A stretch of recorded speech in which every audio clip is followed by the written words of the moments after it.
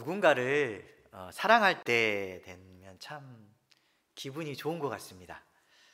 사랑했던 사람들, 그리고 계속 사랑하는 사람들 있을 겁니다. 그분을 보면 어떤 느낌이 듭니까? 가슴이 뛰고 기분이 너무너무 좋습니다. 그리고 삶의 활력소가 너무너무 넘칩니다. 사랑하는 사람이 있다면 여러분들이 시간을 쓰는 거, 돈을 투자하는 거 아깝습니까? 결코 아깝지가 않습니다. 모든 돈을 쓰고 모든 노력을 하고 힘을 써도 아깝지 않을 뿐만 아니라 내 자신을 희생하더라도, 헌신하더라도 그 사람을 기쁘게 해드리고 싶은 게 우리의 마음인 것 같습니다.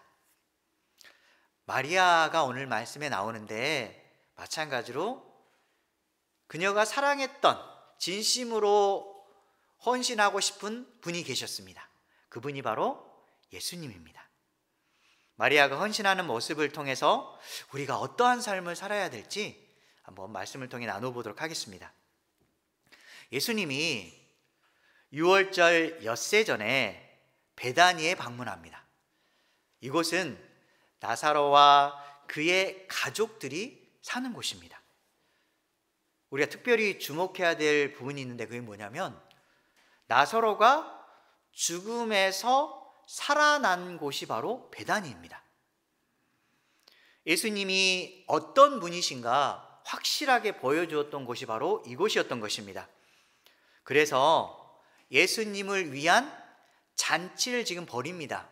예수님께서 베다니를 오신다라는 그 소식을 듣고 너무너무 기뻐했을 것입니다. 나사로와 그의 가족들, 특별히 마리아와 마르다. 예수님께서 그러한 이적을 행하시고 사랑하는 오빠를 살려주셨는데 너무너무 즐거웠을 것입니다. 죽은 나사로를 살려줬던 그 은혜에 대해서 그녀들은 기억하고 있을 것입니다. 그래서 마르다가 먼저 등장하는데 마르다가 자신이 할 수 있는 최선의 일을 통해서 주님께 드리려고 합니다. 그녀가 할 수 있는 최선의 일이 뭘까요? 그녀의 특성은 사람을 섬기는 일을 잘합니다. 봉사하는 일에 있어서 다른 사람들보다 더 열심히 하고 있습니다.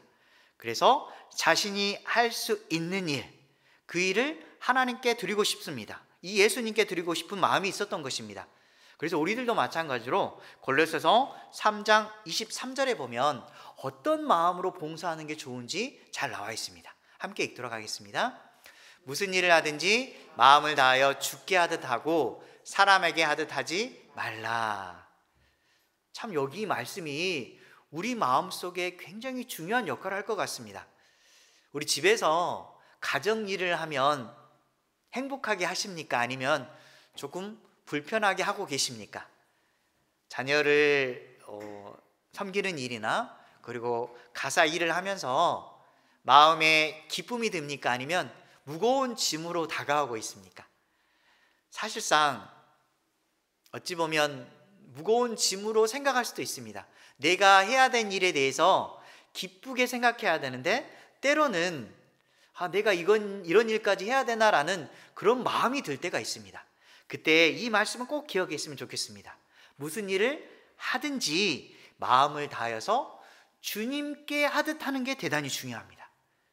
사람을 섬길 때나 어떤 일을 할 때 내가 주님께 기뻐하는 일을 하고 있구나라는 그런 말을 한다면, 또한 생각을 가진다면 내 하는 일에 있어서 기쁨으로 바꿔줄 수도 있을 것입니다. 지금 마르다도 마찬가지로 주님을 위해서 진심을 다해서 헌신하고 있는 것입니다. 그러면 마리아는 어떨까요? 조금 전에 마르다는 봉사의 일로 주님을 기쁘게 했는데 마리아는 어떤 일을 통해서 자신의 최선의 것을 드릴 수가 있을까요? 우리도 예수님에 대한 진실한 사랑을 보여주기 위해서 어떠한 삶을 살아야 될지 잠깐 살펴보도록 하겠습니다. 가장 먼저 주님께 온 마음을 드리시기 바랍니다. 온 마음을 드리는 것은 너무너무 어렵습니다. 하지만 예수님께서 나를 사랑하시기 때문에 내가 기꺼이 주님께 온 마음을 들여서 내가 해야 되겠다라는 마음, 그 마음 속에는 의무가 아니라 자원해서 생각을 실천하는 마음입니다. 온 마음으로 사랑과 존경을 표현하는 것입니다. 조금 전에 얘기했던 부분 11장에 보면 잘 나와 있는데, 마리아의 오빠인 나사로가 한 번 죽었습니다. 그때 예수님께서 그 죽었다는 소식을 듣고 또한 직접 방문했을 때 예수님께서 한 특별한 모습이 보입니다. 그게 뭐냐면 나사로를 위해서 눈물을 흘리십니다.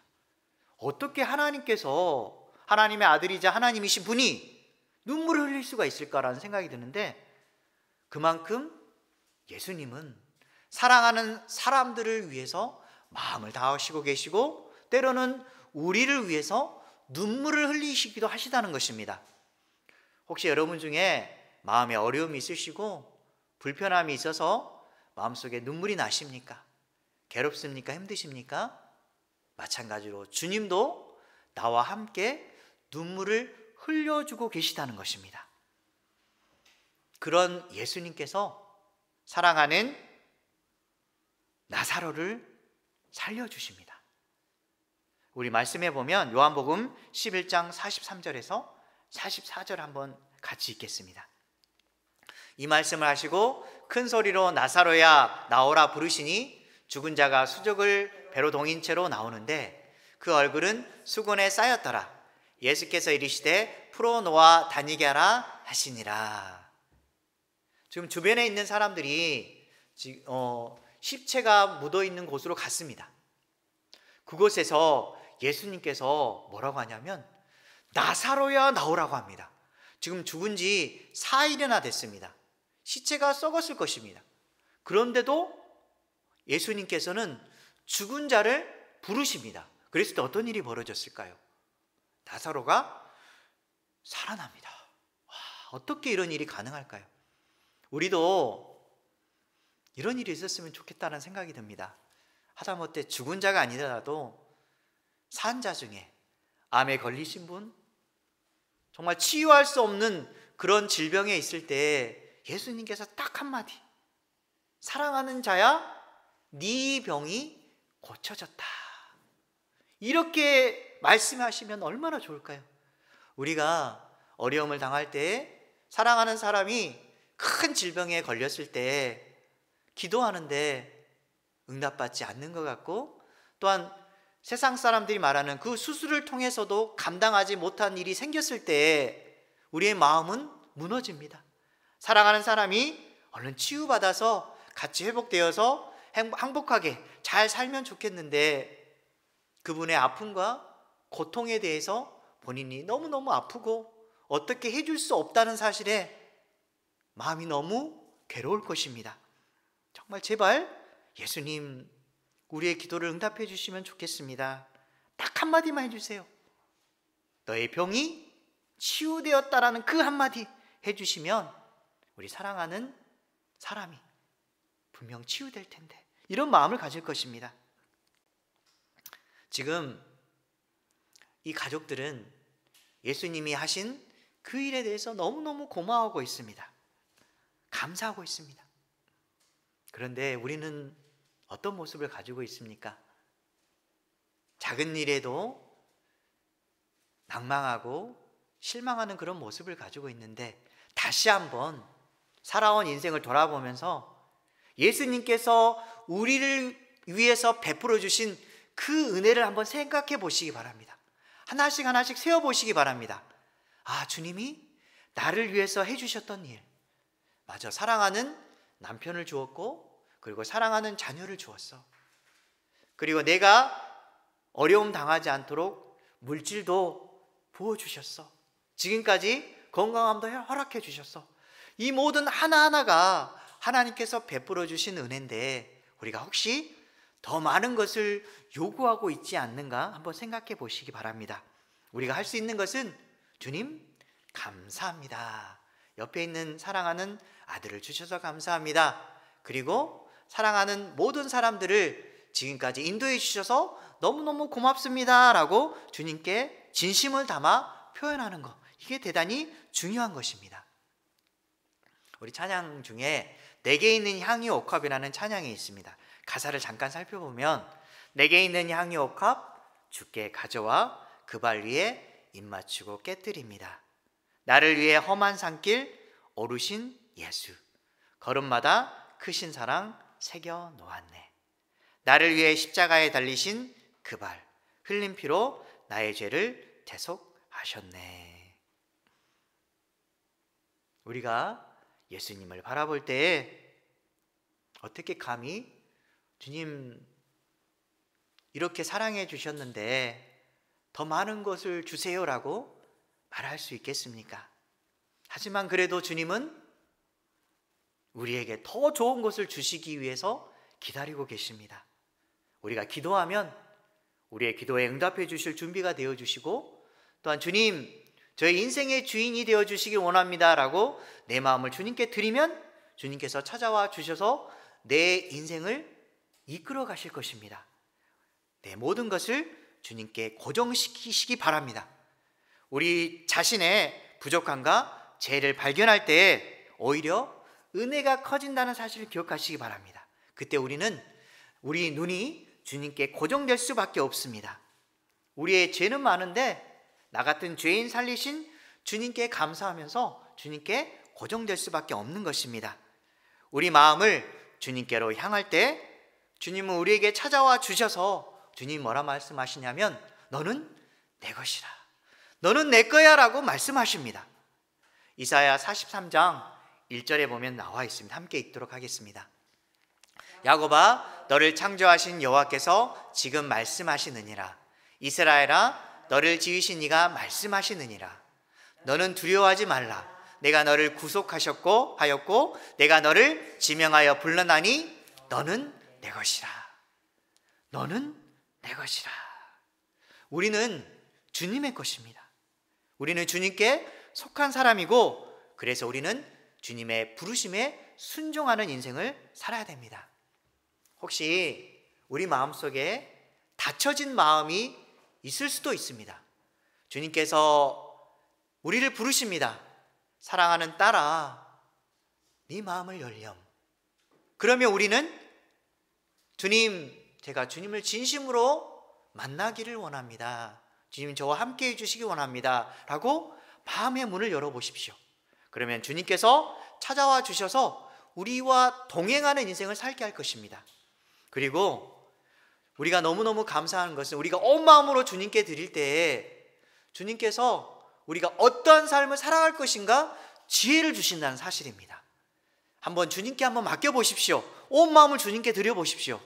그 순간 주님께서 우리의 형편과 생각과 마음과 모든 것을 바꾸어 주실 것입니다. 이게 바로 믿음입니다. 믿음을 가지시기 바랍니다. 그리고 두 번째로 나의 소중한 것도 아낌없이 드리시기 바랍니다. 여러분에게 있어서 소중한 것은 무엇입니까? 내가 이것만큼은 절대 버릴 수 없어요 라고 생각하는 그 소중한 것, 그것이 무엇입니까? 그것도 주님께 기꺼이 드리시기 바랍니다. 오늘 나오는 마리아를 한번 생각해 보십시오. 예수님의 발에 부은 향유는 순전한 나드 한 근인데 300데나리온의 가치가 있습니다. 물질적인 계산을 한다면 너무너무 비싼 가치 있는 물건입니다. 이것은 사실상 노동자의 1년치 품삯입니다. 여러분이 1년치 품삯을 한 번에 쓴다고 생각해 보십시오. 과연 쉽게 쓸 수가 있을까요? 예수님이 빈들에서 행하신 오병이어의 기적 알 것입니다. 오병이어가 무슨 사건입니까? 보리떡 5개와 물고기 2마리로 몇 명을 먹였습니까? 5,000명을 먹이고 12광주리가 남았습니다. 그때의 오병이어의 기적을 행했던 그 값어치는 5,000명이나 먹였던 값어치는 300데나리온보다 적은 200데나리온이었습니다. 5,000명을 먹일 수 있는 가치보다 더 큰 게 바로 여기는 있는 순전한 나드 한 근입니다. 이것을 깨뜨려서 예수님의 발에 부었습니다. 우리 마가복음 6장 37절에 보면 방금 말했던 내용이 나와 있습니다. 함께 읽겠습니다. 대답하여 이르시되 너희가 먹을 것을 주라 하시니 여짜오되 우리가 가서 200데나리온의 떡을 사다 먹으리이까. 5천 명을 먹을 수 있는 그 가치는 200데나리온 정도 됩니다. 근데 그것보다 더 비싼 것을 깨뜨립니다. 그런데 여기서 생각하는 게 뭐냐면 얼마나 값어치 있고 비싼 것을 많이 드렸느냐가 중요한 것은 아닙니다. 더 중요한 게 뭐냐면 자신에게 가치 있고 소중한 것을 기꺼이 드렸느냐가 중요합니다. 단돈 1,000원이라도 내가 주님께 진심으로 마음을 담아서 주님께 드렸을 때 수억, 수백억이 되는 그 가치보다 더 중요한 게 마음에 담겨 있는 것입니다. 내 마음을 하나님께 드렸을 때 하나님께서 받는 것입니다. 우리의 것은 하나님의 것입니다. 우리의 육체도 우리의 마음도 내가 마음대로 하고 있는 것이 아니라 주님의 것을 주님께 드려지는 인생입니다. 우리 욥기서 1장 21절에 보면 이렇게 나와 있습니다. 함께 읽겠습니다. 이르되 내가 모태에서 알몸으로 나왔사온즉 또한 알몸이 그리로 돌아가올지라. 주신 이도 여호와시오 거두신 이도 여호와시오니 여호와의 이름이 찬송을 받으실지니이다 하고. 여러분 모태에서 태어났을 때 옷 입고 태어났습니까? 아닙니다. 모두가 다 알몸으로 태어났습니다. 우리는 옷 하나도 걸치지 않는 사실상 아무것도 가지고 오지 않은 존재입니다. 그런데 우리는 착각하고 있는 게 뭐냐면 내가 가진 모든 재산은 내 거야. 그래서 이 재산을 어떻게 해서든 더 불려서 행복한 삶을 살아야 돼. 아둥바둥 살아가는 모습을 가지고 있는데 우리는 알몸으로 태어나서 죽을 때 어떻게 됩니까? 수백억, 수천억 다 가지고 갑니까? 마지막 죽는 순간에는 결국 두 손을 펴게 됩니다. 우리 갓난 아기 때는 어떻게 해서든 잘 살아보려고 손을 꽉 쥡니다. 우리가 아이에게 손을 갖다 내면 어떻습니까? 그 아이가 손을 꽉 쥡니다. 하지만 우리가 마지막 되는 그 순간에는 결국 손을 놓습니다. 아무것도 우리는 가지고 가지 않습니다. 오직 주님께 갈 때는 우리의 믿음만이 남아 있습니다. 내게 있는 향유옥합을 깨뜨렸던 마리아와 같은 그 믿음, 주님 기꺼이 주님의 것을 주님께 드린다는 심정으로 살아갈 때 주님께서 우리를 기억하고 계시는 것입니다. 그리고 세 번째로 우리가 해야 될 일이 뭐냐면 나를 죽이고 겸손히 자세를 낮추며 사시기 바랍니다. 마리아는 주님의 발에 향유를 붓고 자신의 머리털로 그분의 발을 닦았습니다. 자신을 죽이고 겸손히 주님께 낮추는 모습을 우리가 발견할 수 있는 것입니다. 여러분이 소중하게 여기는 신체 중에 머리카락도 될 수 있습니다. 근데 우리가 가장 냄새나는 것 중에 하나가 발입니다. 자신이 아끼는 그 머리카락으로 예수님의 발에 향유를 붓고 머리털로 닦습니다. 어떻게 이렇게 할 수가 있을까요? 우리는 하나님 앞에, 예수님 앞에 설 때는 너무너무 미약한 존재입니다. 예수님의 그 발이라도 닦는 심정으로 세상에서 살아야 됩니다. 근데 그러고 싶지가 않습니다. 발을 닦는 게 아니라 다른 사람이 와서 내 발을 닦아주기를 원하고 우리는 발을 오히려 내밉니다. 제 발을 닦아주세요 라고 하는 그런 심정으로 살아갑니다. 다른 사람이 나를 인정해주면 좋겠고 나를 섬겨주는 자리에 있었으면 우리의 바람입니다. 하지만 주님께서 뭐라냐면 너희가 거저 받았으니 다른 사람에게 거저 주어라. 네가 할 수 있는 사랑의 마음을 다른 사람에게 표현해라고 말씀합니다. 세상에 나갔을 때 많은 사람이 보일 것입니다. 저는 섬겨주고 싶지 않아요. 그 사람은 나에게 모욕감을 줬고 나에게 해준 일도 없는데 내가 어떻게 그 사람에게 좋은 일을 행할 수 있겠습니까? 저는 손해보는 일은 하고 싶지 않아요 라는 그런 마음이 들 수밖에 없습니다. 주님께서는 우리에게 말씀하십니다. 너희들은 세상에 빛이 단다, 소금이 단다. 나가서 빛과 소금의 역할을 감당해라. 네가 비록 손해보더라도 내가 너를 기억하고 있잖아 라고 주님께서 말씀합니다.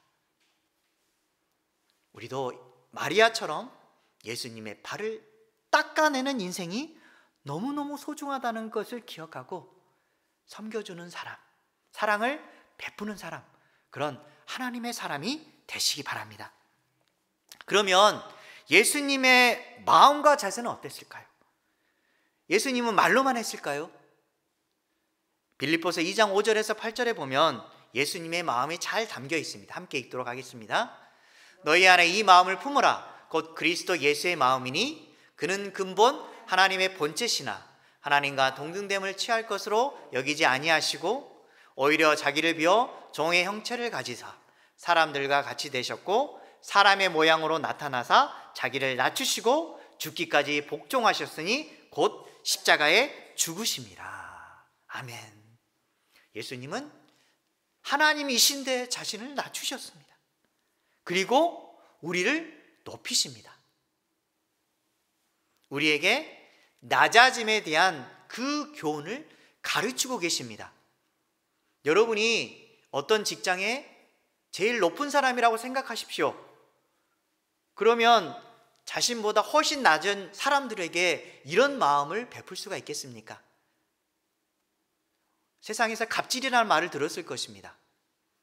갑질을 했으면 했지 내가 이런 자세는 결코 취하지 않을 거야 라는 마음을 가질 수 있지만 예수님의 모습을 생각한다면 기꺼이 우리도 낮아질 수 있는 마음을 품을 수가 있습니다. 오히려 자신을 비워서 종의 형체를, 인간의 형체를 가지사 사람과 같이 되셨습니다. 그리고 사람의 모양으로 나타나셔서 자신을 낮추시고 죽기까지 복종하셨는데 그것은 십자가의 죽으심입니다. 그러면 사도 바울은 어떻게 했을까요? 사도 바울의 고백. 그는 분명히 하나님을 위해서 살아가는 인생처럼 살았지만 잘못된 믿음을 가졌습니다. 잘못된 열정을 통해서 예수 그리스도를 믿는 사람들을 핍박하고 죽음의 자리까지 내몰았던 사람이 바로 사도 바울이었습니다. 그가 예수님을 만난 이후에 진짜 인생은 이거구나라고 사실을 깨달은 후에 그의 말하는 행동과 모습이 자꾸 변하기 시작합니다. 그래서 그의 고백 중에 하나가 내가 죄인 중에 괴수입니다. 내가 열심히 살았고 하나님 위해 살았다고 생각했는데 잘못된 열심을 통해서 예수 그리스도를 믿는 사람들을 핍박한 그 장본인이 바로 접니다. 나 같은 자가 어떻게 주님을 위해 살 수가 있겠습니까? 라고 고백했던 내용이 바로 내가 죄인 중에 괴수입니다 라고 고백했고, 그래서 그의 인생은 오직 예수님께 바쳐진 인생으로 살아가기 시작합니다. 그래서 그가 고백했던 거, 나 된 것은 하나님의 은혜입니다 라고 고백합니다.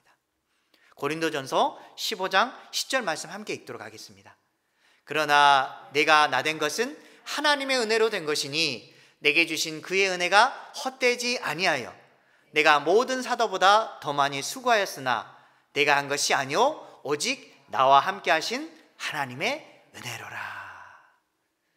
오직 나와 함께 하신 하나님의 은혜입니다. 그가 이런 고백을 할 수 있는 게 뭐냐면 주님 앞에 나를 죽이고 겸손한 모습을 갖출 수 있었기 때문에 이런 고백을 할 수 있었던 것입니다. 우리도 마찬가지로 세상에서 주님이 아니면 나는 아무것도 아닙니다 라고 고백하는 그런 인생을 사시기 바랍니다. 이렇게 자신을 내어주었던 그 마리아가 있었는데 자신의 진심을 담아 드렸던 그 결과는 어땠을까요?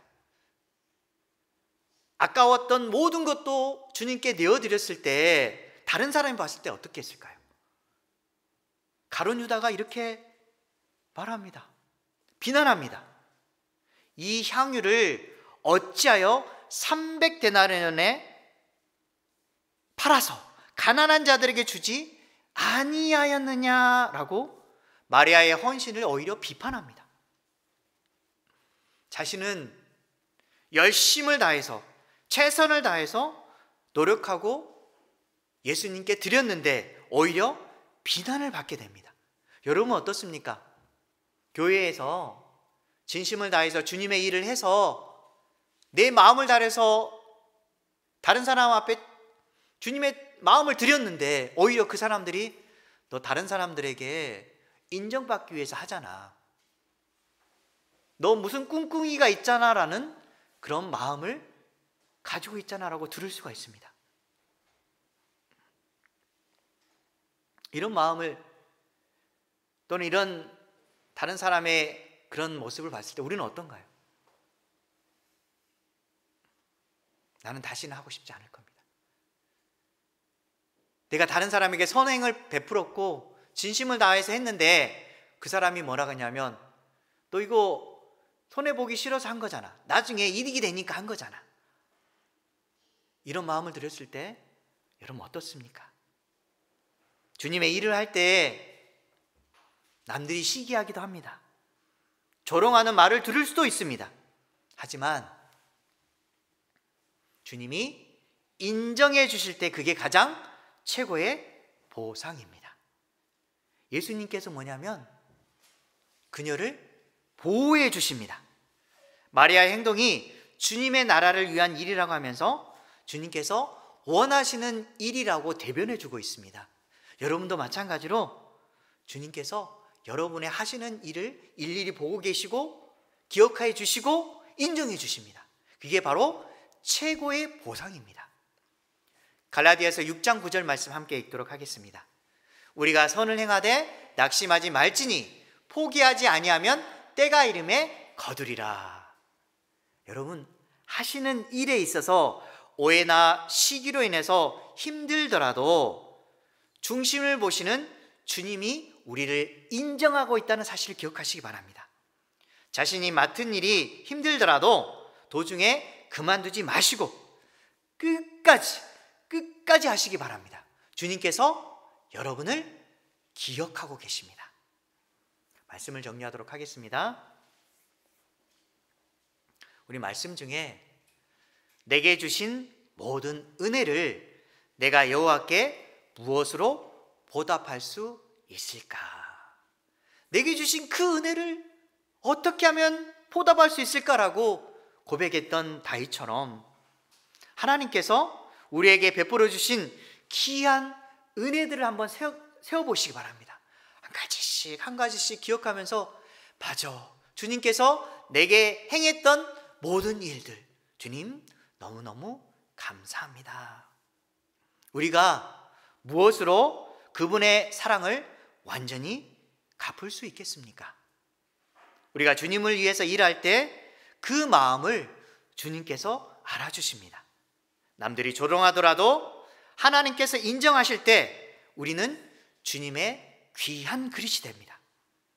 마리아가 옥합을 깨뜨려서 향유를 예수님의 발에 붓고 자신의 머리털로 그분의 발을 닦은 것처럼 내 가정, 내 직장, 내 삶에서 예수님의 사랑을 실천하는 저와 여러분 되시길 주님의 이름으로 간절히 축원합니다.